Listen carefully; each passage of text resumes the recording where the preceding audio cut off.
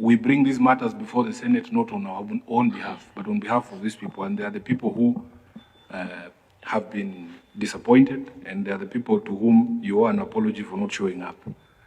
You say that you showed up to the Senate last week, but that was for a selfish mission, because governors in this country only find use for the Senate when they are coming there to ask us to support them when they are looking for more resources for counties. You were there, and I watched it, to present your case for 450 billion shillings that the Council of Governors is pushing. That's the only time you prioritize the Senate. That's the only time you prioritize parliamentary business. So, for me, really, Chair, my disappointment is expressed not on my behalf, but on behalf of the people of Nairobi who are seeking answers from you. And it is not enough for you to just tell people you are traveled. Many of these people will never get an opportunity to travel to those counties or countries that you travel when you're supposed to prioritize parliamentary business, as is the law. So, Mr. Chairman, for me, this is why there's a conversation, actually, and Governor will be aware, to enhance the penalty for people who fail to appear before parliamentary committees. That amendment has been triggered by governors like yourself. That now we feel this 500,000 shillings, especially for governors in cities, it is peanuts for you.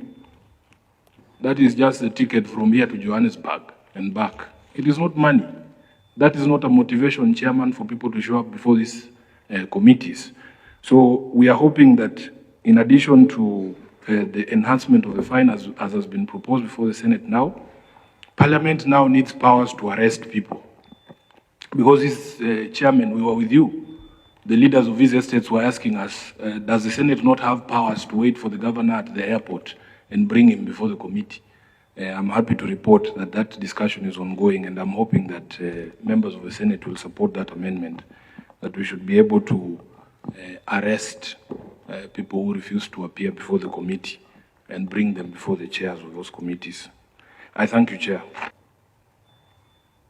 The original plans for the estates were for development of social housing to cater for low-income earners.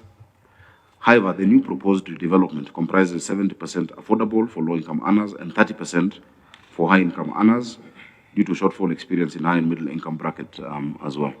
I think, as we explained earlier, the interventions on urban housing, a lot of private development in urban housing has targeted people who can afford to buy expensive houses, and so government needs to intervene, especially for the middle class. What we're doing is not necessarily social housing, but there's a mix of 70-30 in some areas.